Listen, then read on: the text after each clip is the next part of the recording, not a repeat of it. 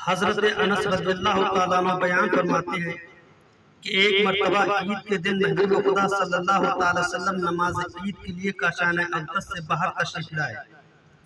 रास्ते में चंद बच्चे खेल रहे थे। उनमें एक बच्चा गमज़ुदा और परेशान रास्ते में एक तरफ अलग खड़ा हुआ था। उसके कपड़े फटे और पुराने थे और गुजारों कतार रो रहा था।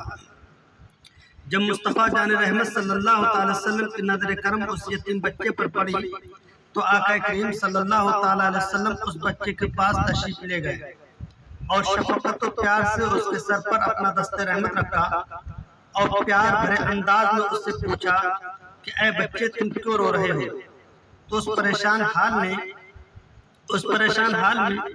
क्यों हो? इस परेशानी के आलम में तुम क्यों हो? तो बच्चा रहमत आलम सल्लल्लाहु अलैहि वसल्लम को पहचानता नहीं था। वो सरकार दो आलम सल्लल्लाहु अलैहि वसल्लम को शायद जानता नहीं था। इसलिए वो कहने लगा कि मैं ये एक यतीम बच्चा हूँ और मेरे वालिद महबूब खुदा सल्लल्लाहु अलैहि वसल्लम के साथ एक जंग में तशरीफ ले गए थे और मेरे वालिद शहीद हो गए और मेरी वालिदा ने दूसरी शादी कर ली है। अब मेरा इस दुनिया में कोई मुईन और मददगार नहीं है। अगर मेरे वालिद होते तो मुझे भी नहलाते, नया कपड़ा पहना कर मेरी उंगली पकड़ कर मुझे भी ईदगाह में अपने साथ ले जाते। जब मैं इन बच्चों को देखता हूँ कि जिनके बाप जिंदा हैं, वो नए कपड़े पहनकर खुशियाँ मना रहे हैं, तो मुझे अपने बाप की याद सताती है और मुझे ये मुसीबत तो परेशान कर रही है, इसलिए मैं रो रहा हूँ।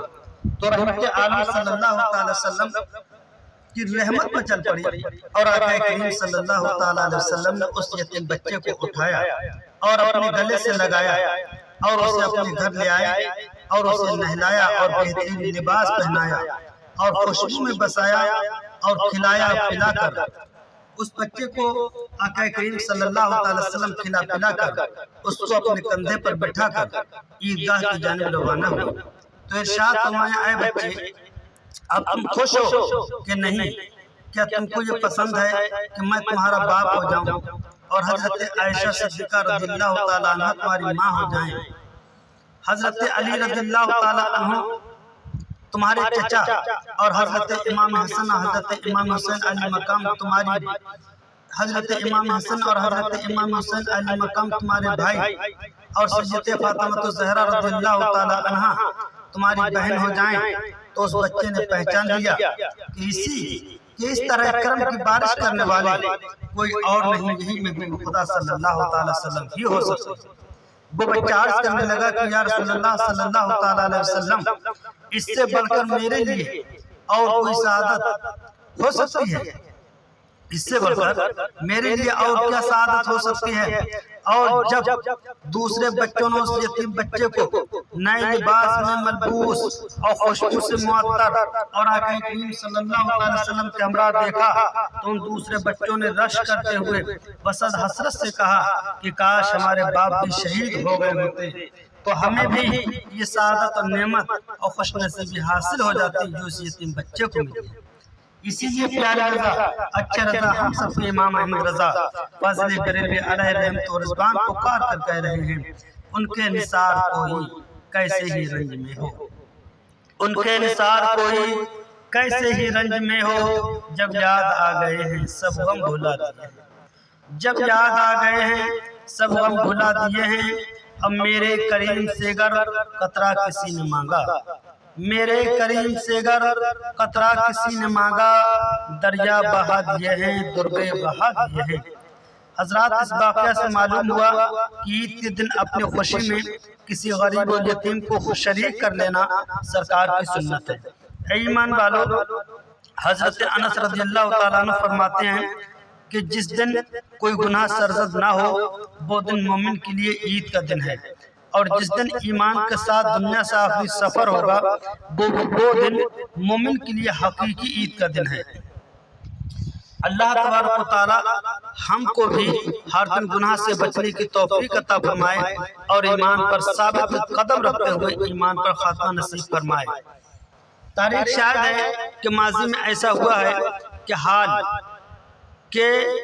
हाल हमारे सामने है और हर कौम और हर मजहब के मानने वाले साल में किसी न किसी दिन ईद मनाते हैं और खुशियों का एहतमाम करते हैं, मगर उनकी ईद मनाने का तरीका और होता है कि वो हर किस्म के गुनाह उनकी खुशी में शामिल होकर नाच गाना, शराब नौशी, फाहिश, मर्द औरत का बहम, इरियां हो जाना और ज़िना जैसे फेल हराम इर्तिकाब कि उनकी ईद खुशी में शामिल होते हैं। यानी जितने भी नाजायज़ हराम काम हैं उनकी ईद और खुशी में शामिल होते हैं।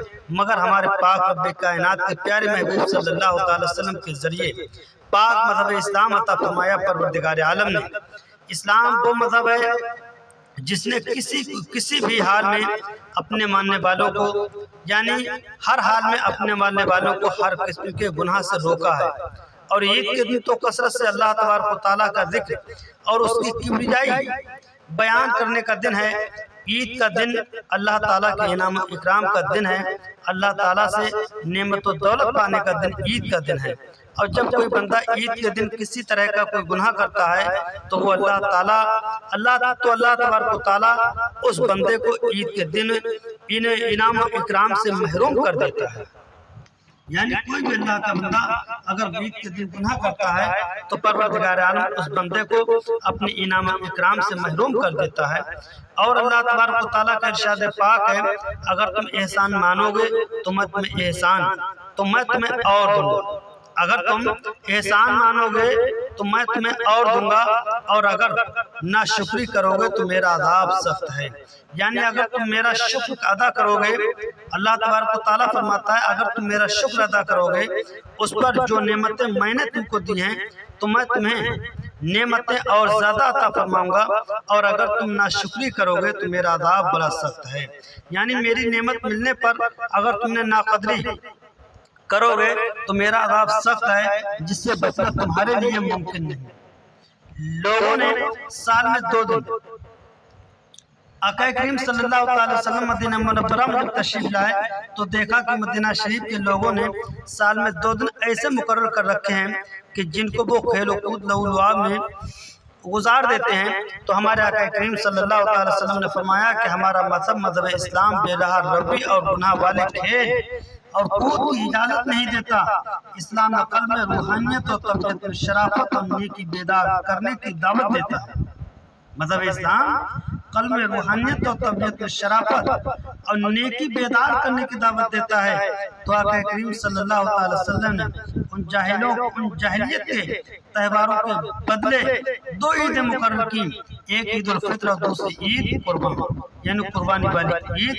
आप सल्लल्लाहु अलैहि वसल्लम ने हुक्म दिया कि मुसलमानों पर लाजिम है कि ईद के दिन गुनाहों से बचें और अल्लाह ताला का जिक्र कसरत से करें। फिर आपने खुद बुलंद आवाज से अल्लाह ताला की किबरियाई का ऐलान किया और हमद व सना बयान फरमाई। समझा? तो ईद के दिन तकबीर जैसे अल्लाहु अकबर ला इलाहा इल्लल्लाह वल्लाहु अकबर वलिल्लाहिल हम्द। ईद के दिन हर मुसलमान तकबीर कहे, यानी अपने खालिक व मालिक रब्बे कायनात की किबरियाई बुजुर्ग बयान करे और अपने रब्बे कायनात की हुजूर रुकू करे, सजदा करे, यानी नमाज अदा करे। हमारे आका करीम सल्लल्लाहु ताला अलैहि वसल्लम इस तकबीर और नमाज के जरिया अपने गुलाम यानी मुसलमानों को बताना और समझाना चाहते हैं कि हमारी हकीकी ईद अल्लाह ताला के जिक्र और बंदगी से होती है। यानी हमारी हकीकी ईद अल्लाह ताला के जिक्र बंदगी से होती है।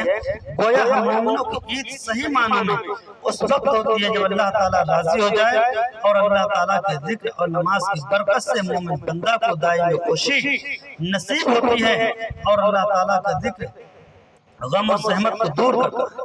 जो भी इंसान अल्लाह ताला का जिक्र करता रहे तो अल्लाह तबारक व तआला जिक्र के जरिए, जिक्र के वसीले से सहमत को दूर कर देता है, परेशानी को दूर कर देता है। और जो शख्स गम और परेशानी में नमाज पढ़े तो अल्लाह ताला का जिक्र करे तो अल्लाह ताला अपने जिक्र और नमाज की बरकत से गम को खुशी में और परेशानी को आसान तब्दील कर देता है।